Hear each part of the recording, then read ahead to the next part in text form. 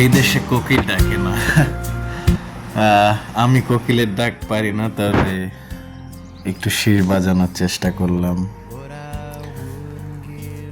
কোকিল সেখানেই থাকে যেখানে সৌন্দর্য থাকে।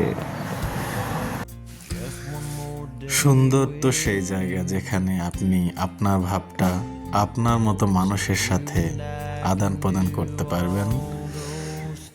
এদেশের মানুষ সুখী কিনা আমি জানি না, তবে এদের কথা বলার আসলে কোনো মানুষ নেই। প্রতিটি মানুষ একটা কুকুর পোষে, তো সেই কুকুরটা নিয়ে রাস্তায় একা একা হাঁটে, তাদেরকে নিয়ে একা একাই কথা বলে দেখি। না আছে পরিবার, না আছে আত্মীয় স্বজন। এদের ভালোবাসার অবলম্বনটাই হচ্ছে কুকুর। সমস্ত দুঃখ, কষ্ট, অভিযোগ হয়তো তার ওই পোষা কুকুরটার কাছে শেয়ার করে।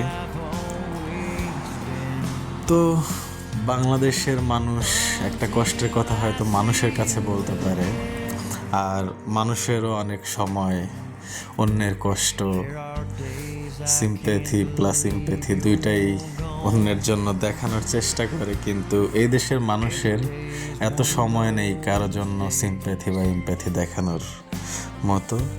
তো এরা নিজের কষ্ট দুঃখগুলো আমার মনে হয় তার পেটস, সেটা হতে পারে কুকুর, তার সাথেই শেয়ার করে।